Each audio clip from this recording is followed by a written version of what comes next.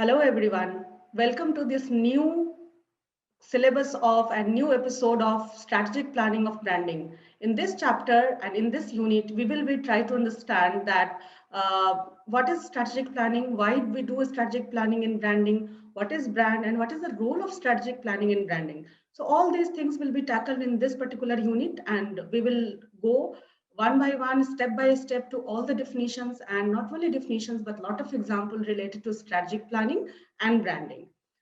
So regarding brand, we have already spoken, and many of the lectures have happened about brands. And we know that we everyday life we use brands a lot, and brands are part and parcel of our lifestyle nowadays. But what is brand? How do they are they differentiated from different kind of products? How do we consider one product a brand and another product not a brand? So actually, it depends upon different companies because these products are from different companies and how these companies actually portray themselves. So maybe two products, maybe in physical qualities and in appearances, they might be same, but they might be carrying different values, and these values can be intangible values. These values can be some kind of, they could provide you some kind of identity, they could enhance your personality, and that is what we mean by brand. So brand actually eventually becomes part and parcel of our life, part and parcel of our personality. They become our identity at some point of time. They make each product very unique. Only brands make a product more than a physical entity, because it is what make a product very valuable, very desirable, and people want to buy this product. It is said that you cannot just sell a product like anything. Okay, you need to create an aura, a value around that product so that people can be interested in your product. Okay, and brand actually provides that kind of aura and that kind of value to a product. So that's why one product is more valuable and incomparable to the other product. So that is what brand, and we need that how much in this today's world, which is highly glamorized and capitalized. Here, the value of brand, all of us very well understand. Again, this making of brand is not sudden, and it doesn't take place instantly. It takes a lot of effort, it takes a lot of strategy to plan, to launch a brand, and not only launch but to take it sustain it through many stages and make it a sustainable and identifiable brand. So it takes a lot of time. It's not an instant work that's suddenly a brand or a product is launched and it is converted into brand. So we need to do a planning, and that planning should be very strategical. Otherwise, one product, suppose one choose of Bata and Reebok, how are they different from each other? Both are brands, but they both of these brands have different values. And people who can actually identify with one brand, actually they think that it is this brand is the part of their extended personality. It is the value associated with this brand which make them incomparable. Okay, so a shoe which is from Bata and a shoe from which is from a Reebok, they may be important brand for two different consumers. So that is why strategic planning in making these brand valuable and generating appeal to the consumers is very much important. But strategic planning for branding have become all the more important in recent times. Why? Because in recent times we see that there is so much dynamism around audiences, and not only audiences, even in media. Audiences are now more active. They are not no more a passive audience, which are actually whatever is provided to them, they will accept it tacitly. They are very active. They are vocal. They are collaborative. They're interactive. They participate in the process of branding. They participate in the process of whole consumption and as well as manufacturing also. They have some demand and they want those demand to be fulfilled. And that is why branding or strategic planning is very much important, all the more important than this particular time. Because today buyers are much more demanding, and they have all the exposure of world market. They are no more remained confined to the local market or to the national or regional market. They have all the knowledge of all around the world, which you know that information and communication technology has made it possible. The world has become a global village, so that right now you cannot just whatever you are selling, you cannot just take it for granted that people will buy whatever you are saying. So you have to be believable, you have to understand needs of the people, and you have to understand what audience actually wants from a brand. So audiences, keeping in mind this changing environment where the audiences are so much dynamic, we need to devise a way, we need to strategize our branding process. They cannot, also media is so much dynamic and people are consuming so many types of media, and they are at the same time, they are available at many different platforms. So you cannot reach out to the people only at a single platform. You cannot segregate your advertisement or branding confined to only one particular platform, because your active users are so much volatile there. They can be presented at multiple points, and they can have multiple point of contact also. They can actually go through traditional newspaper, and they can also listen to the FM radio in their cars, and they are surfing their social media all the time. In such circumstances, branding has to be done very, very strategically. It has to be done with a long term vision. You cannot just do branding or just plan something for a short term system, or for a short term process. Okay, you have to understand that branding has to be done in such a manner that it would long last, it would remain in the mind of people for a long time. So that's why you need to devise certain ways by which you can do, or you can leave long lasting images or long lasting impact on the mind of the consumers. So first of all, what you need to understand, that you have to understand your market very well. And just like audiences, and just like media, even market is so much dynamic nowadays. Okay, so market has always been the key factor in deciding the course of brand. But nowadays, today's market is much more dynamic than the traditional market, which is, today we see that people are not buying from a particular shop like in a small town. They're going and they know that there is only one shop is available, and they are actually going and shopping from that shop. So today they are going to shopping malls, which are available even in tier 2, tier 3 cities. And there is a whole lot of brands in front of them. They can very easily compare the products in terms of prices, in terms of weights, in terms of appearances. So this has become so easy that people can actually sweep in a second from one brand to another. So you have got such a less time of attention, such a less time to grab the attention of the consumer. So you need to plan it so well that in market you do not lose the consumer. Even if your consumer comes prepared from home that okay, he or she will buy this brand, or he or she will try this particular brand, but after seeing so many products of different brands, they might change their mind. So what is there you are offering them which can retain them and which can convert their planning into decision? Okay, so that is also very important for us to understand. And in these pictures, you can see that how these shopping malls are everywhere. We are having these kind of shopping malls, and the market, the complete dynamics of market has changed. So you cannot ignore this dynamic. And the culture of supermarket and shopping malls has also changed the market used to operate earlier. Just like I told you that in stores and shopping malls, you have very easy to, you can compare things very easily. You have so many things around you as a consumer that it's very difficult for a brand to easily get attention. Okay, so that is why brand loyalty is there, and that is why brands try to create brand loyalty among consumers, so that even if there are so many temptations, the consumers must go for only that brand which he or she likes, and they do not change their loyalty towards anyone else. So that is very much important, and that happens eventually when your brand becomes well known, and the part of the personality of the person or consumer who is buying it. So the culture of mass marketing made it essential to understand the needs of the consumer. You cannot ignore the audience, you cannot ignore the consumer. You have to understand them, you have to understand their needs, you have to understand how their planning and decision are taken. So after knowing all these things and knowing the dynamics of the market, knowing the dynamics of the media, then only you can actually plan and move ahead with branding.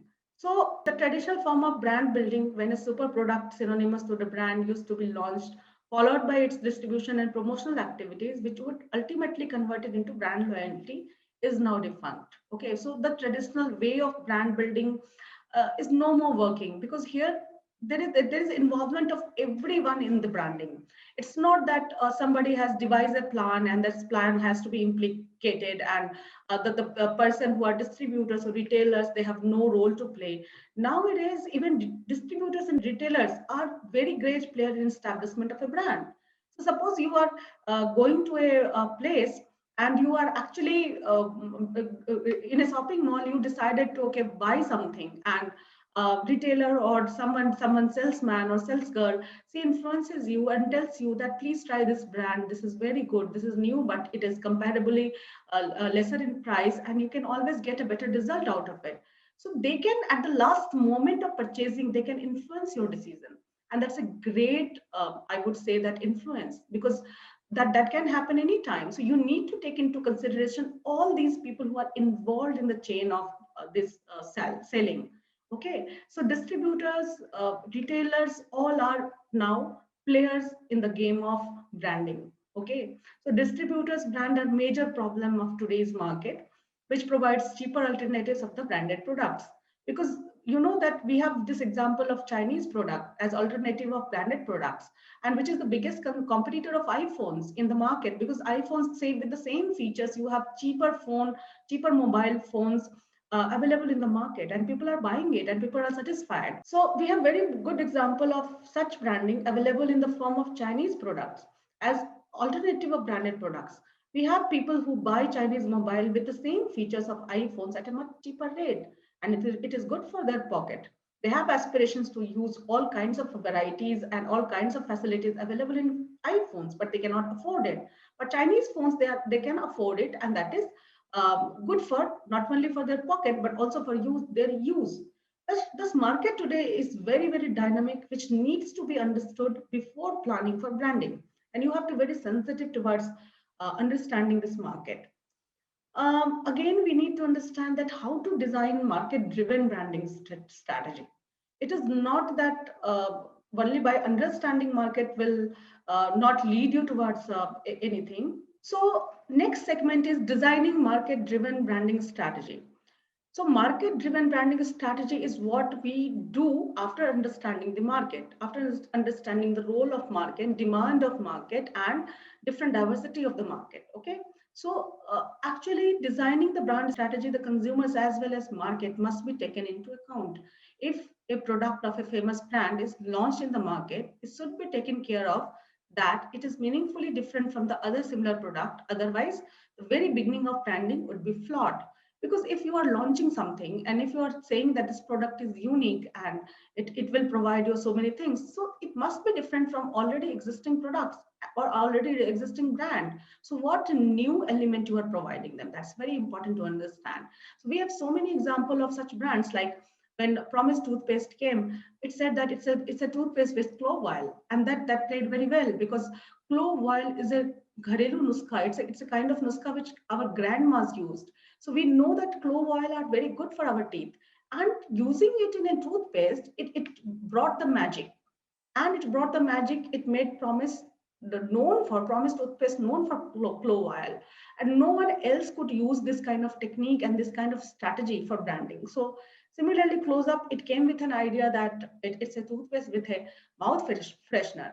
So that's also a unique idea. So what new things you are bringing to the table? What are the new features you are introducing to the table? If you are same as somebody else, or something else, some else products, something else brand, then there is no point of talking about it. Brands should be launched and managed in such a way that they are proved to be a valuable asset, which can convert the consumers into brand loyal. Just like I said before, that brands should be launched, because when consumers are not brand loyal, there is so much distraction in the market. Market is dynamic today. Okay, you never know which point at what time the consumer will make a difference, make a decision to switch on to another brand. So if anyone is brand loyal and he or she knows that he or she will use only this particular brand and they cannot go beyond this brand, and they don't want to go beyond this brand, then only brands will have a long-term impact and they will have sustainability. So that is why brands should be launched and managed in such a way that they are proved to be a valuable asset. And that is, there should be extension of the personality of the consumer. Consumers should use the brand as if it is their own part, as if it is the part and parcel of their own existence. So that is what brand loyalty is, the ultimate thing which brands can achieve. If the cheaper alternative of a brand is available in the market, still the brand should emphasize on what it's different and how it's different and class apart from its cheaper alternative. It should always highlight that it has some value which its cheaper alternative is not providing you. Okay, it should highlight, it should reiterate it, and then only they can combat the menace of distribution brands. Okay, because this is very much problematic for the market, because right now you see that this distribution brands are actually hampering the course of other real brands which are available in the market and which want to establish themselves. So they have to make it emphasize all the time that how they are different and how they are class apart from the other cheaper brand must provide intangible values which with the product, such as pride, emotions, trust, without which the product can be copied by any other manufacturer and can be sold at cheaper rates. It is only these intangible values which create a difference between a branded good and its similar product, because these values are what appeal to the people. Okay, these emotional values, emotional connections, these last long. The trust, pride which the brand provides, it lasts long. So it will increase the loyalty, the sustainability of the brand, and it will provide an extra value and the feeling in the consumer. And these intangible values are what makes a brand a brand. So we need to now talk about brand strategy. So obviously, our topic of today is strategic planning of brand. So what kind of a strategy we can apply? So let us talk about how to involve the consumers. Now, involving the consumers is very important in today's world, because I told you in the initiation of this lecture that audiences are also very dynamic vis-a-vis market and media. So consumers of change atmosphere are very active participants. So all types of brands try to involve the consumers in branding process by adding them to their family and making them proud for it. You need to involve the consumers in your branding process, because consumers need to feel that they are part and parcel of this brand family, and they are treated as very, and they are given importance by this brand. And that is why involving the consumers in today's changing and dynamic market and media, as well as nature of consumer, is very important. Also, they are providing the consumers the financial benefit by accumulating points on their purchase and redeem these points after a certain period of time. Now, this is a very good strategy. Nowadays, we see that in shopping malls and all the brands are providing some kind of points on the purchase. And this provides value. And this make the consumer feel very important. They feel that they are part of the brand, and is giving the value to them. And brand is not only giving value to them, but brand is giving purchasing a value. Okay, so the relation of consumer and the brand is getting strengthened by each purchase, which is a very unique and good strategy nowadays. And people, they get they keep coming because they know that these points will add up, and after getting many points, they can buy something more. Okay, so this is one very good strategy to involve the consumers. Then, reducing the duration of advertising. This is also one strategy which is used, because we know that advertising is very important component of marketing mix for any product and brand. Advertising not only introduces the brand, rather it also maintains the recall value of the brand by frequently appearing on mass media. So that the recall value is very important, so that the brand remains at the top of the mind of the consumer. And when they go to buy, and when they make a decision to buy something, they do it with that recall value. And here the recall value plays a great role. So earlier what happened that the ideal duration of an advertising commercial was 30 seconds, but now there is a strategy to reduce this time duration to 10 seconds, so that in the same price, the brand can not only be introduced, but also can be repeated 2 more times, thus maintaining the recall value too. So if brands are frequently repeating themselves within the same time and within the same price, that means the recall value will also increase, and it will be economical for the brand. So this would be much economical for the brand managers in case of fragmented media also, because today you don't have to cater to only one media. You don't have to just confine to one media. You can't plan like that. You have to be available and be visible in all types of media. So media is also fragmented. Audiences choice is also fragmented. So you have to reach out to audiences through all kinds of media available. So there, in that case, this reduction of duration of advertising will play a great role, and it will be helpful for branding companies. Now, community markets are also there. People's purchasing habits are changing. It depends upon their peer groups, their family habits, their ideology, and sometimes their social circles. People are health conscious. They like to eat organic foods. Now, many people, not only in other countries, but also in India, are converted into vegan. So they actually have different needs. They have different, they want different kind of markets. They wear natural clothes. They would prefer paper envelopes instead of polybags, and they can be very brand loyal, okay, because they have this need and they value their own emotions, their emotions towards being vegetarian, their emotion towards being organic and natural. So that leads them towards certain kind of special brand like Khadi, Fab India, organic market, okay. There are some feminist groups who only wear ethnic dresses and accessories to reinforce their personality, and this reinforcement is so much important that can always be played well by these brands, okay. There can be community markets set up for such community groups, and we have very good example of Delhi Heart as such kind of community market. And we need to understand the needs of these people, and we need to provide some variety in our brands to cater to these kind of people in community market. So we can also, it is very much needed. Not only we can, but we should also involve the complete chain of marketing in branding. Okay. Now branding cannot be isolated from marketing. You need to involve people who are there in marketing. Since today's market is more dynamic and it has active participation of each component, no one could be left unattended in the marketing chain. It will be a huge mistake. It cannot work on the business to consumer model. Rather, brand manager will have to take into consideration the distributors and retailers too before reaching out to the end customer, because you never know who can influence whom. Okay, you know that sometimes even retailers can influence the consumer at the last minute, and he or she can recommend that what should they buy. And many times we have seen that consumers make their decision on the recommendation of the retailers as well. So you cannot afford to keep them out of the loop. Okay, so not only the consumers, but also the distributors and retailers should be convinced about the importance of brand. And they will talk about you only if they are convinced. If they know that you are good and you are doing some kind of great work, your brand is good, they will certainly convince other people and pass the message on. So that will be great relief for branding. So you have to involve the complete chain of marketing in branding process.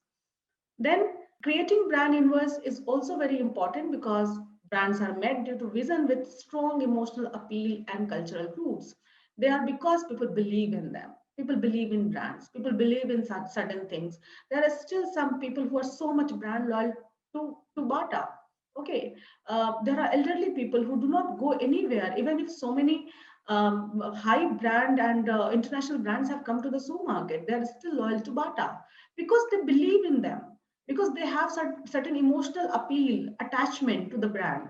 They strive to become consumers' passion. So that's the reason that why brands strive to become consumers' passion, not only their preference. Consumer might prefer you, sometimes else they might prefer somebody else. So that's why if consumers are actually passionate towards a brand, then only brand would be successful.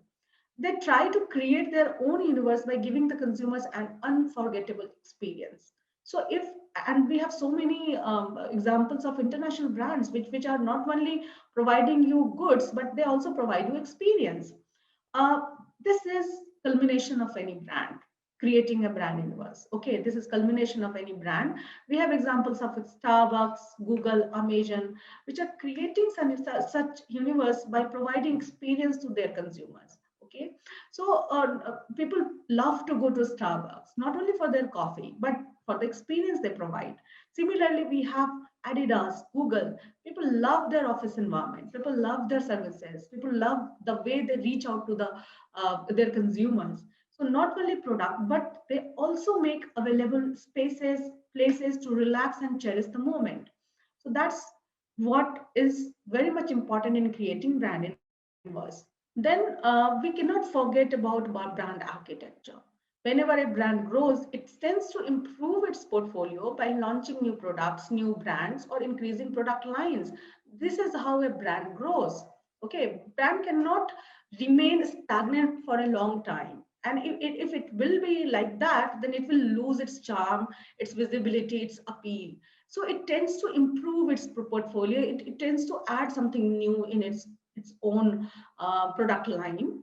However, whenever they do so, they must keep it in mind that even with little variation, the product should be unique and should cater to the demand of the market. You cannot arbitrarily just launch a product without thinking that what new value it is bringing or adding to the basket. Okay, they should not overlap each other and cannot exploit the opportunities of the market. So if one company launches one more brand, it should be completely different from the other one. There should not be overlapping values. There should not be any kind of I would say that without any niche and with variation, no other brand should be added.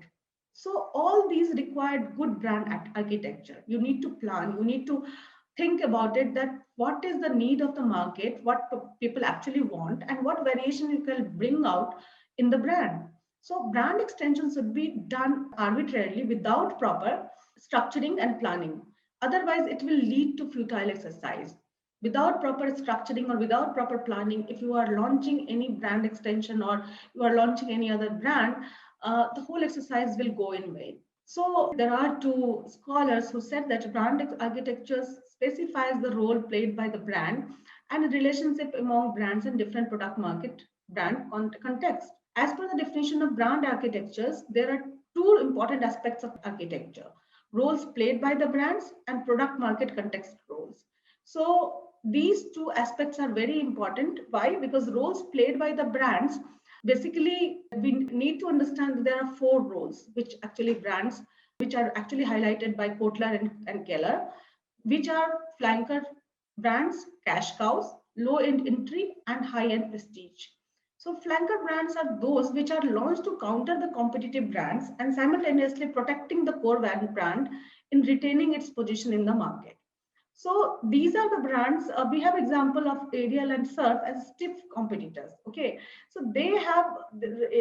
We know that Procter and Gamble had started giving tough competition to Surf. Then Surf was compelled, and it just to counter the competition, it launched Surf Ultra to directly counter Ariel. Okay, so we know that these are flanker brands which are launched to counter the competitive brands, and simultaneously they also protect the core value and core brand, and they retain the position in the market. So these are one kind of brand role which brands play. Then another is cash cows. Cash cows are those brands which do not need much investment because they have brand loyal customers. So the parent brand can invest in other brands while taking advantage of the cash cows. So there are certain things which are already there and people are already attracted towards the brand, so they need not to invest much in a particular brand, but while they can actually invest in other brands. So these brands are called cash cows. Similarly, there are low end entry and high end prestige brands which are low priced and high priced brands respectively. So they provide a wide range to the parent brand portfolio.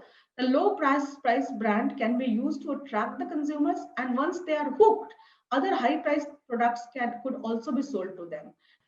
We have very good example of McDonald's as a low end entry and high end prestige because it has all range of products, some cheaper product which you cannot believe that you can buy a burger for such a cheap price, and they're advertising it also. They are saying aapke zamane mein baap ke zamane ke daam. Matlab, you cannot just imagine that you can buy one particular burger from a branded shop at such a cheap rate, but at the same time they have some products which are very costly and which are actually high price product. So they are making it available for everyone. So they are actually catering to the wide range of consumers at the same time, getting the benefit of and highlighting the benefit of lower price. So the high price items also are there in the menu, but they are not highlighting them. They are highlighting the low price products. Product market context roles are also there. So there are generally four types of roles explained by some of the scholars like Acker. That in product market context, endorser and sub-brand roles, benefit brands, co-brands, and drivers roles are there. The endorsers and sub-brand roles are also called flexible umbrella parent brand, where the point of reference is the parent brand and other sub-brands are endorsed and launched to improve the brand portfolio. We have the example of Procter & Gamble, which is an umbrella brand with sub-brands Ariel, Tide, uh, Pampers, etc., which itself, Ariel itself is a brand, Tide itself is a brand, Pampers itself is a brand, but they are under the umbrella brand Procter & Gamble. There are some benefits brands which offer some benefits to the customer with the products. For example, Lakme offers its nail paint with its colossal kajal. Then it would be called benefit brand. Okay, so both of them are actually getting benefited from each other. Then co-brands are those which collaborate with each other to offer the consumer benefit of other one. These could be two different brands or two brands of same organization. We have this example of a restaurant provides huge discount on the use of SBI Platinum cards. Then these two are can be said to be co-brands. The driver roles are assigned to those brands which are known by their single name and brand value, not by their sub brands such as LIC or ICICI Bank. Okay, so their own value and their own name is so big and they have such a big brand value that they can drive in this among these co-brands. So even these two, suppose LIC and some other company is actually doing co-branding, LIC can lead it because it can be into driver role because it has its own identity, much bigger brand identity than any other brand. So co-brands also exist and they can actually help each other. But there are two classification of brand architectures also, like house of brands and branded house. So the name House of Brands clearly says that there are various brands or services which are brought together under a single brand, yet they are separately equal to a brand. Means House of Brands means they all of them are brands, but they are brought under one roof. And we have this example of Procter and Gamble. Just now I have spoke about it also, that Procter and Gamble itself is a big brand, yet under its aegis, there are separate products which are themselves like brands, such as Ariel, Pampers, and Tide. All of them are brands, but they are also under the roof of Procter and Gamble. So other side, we have branded house, which has a dominance of the parent brand, which overshadows all its sub-brands. Like we have Tata Group. So all its products are known by the name of Tata, whether it is Tata Salt, Tata Tea, Tata Consultancy Services, Tata Nano. They don't have separate identities. They are dominated by the brand name Tata. Tata is an institutional name. It's a big brand. It's a parent brand, and the products it is launching. These products are sub brands, but they are not. They are overshadowed by the parent brand. So we can call Tata as example of branded house, while Procter and Gamble as an example of house of brands.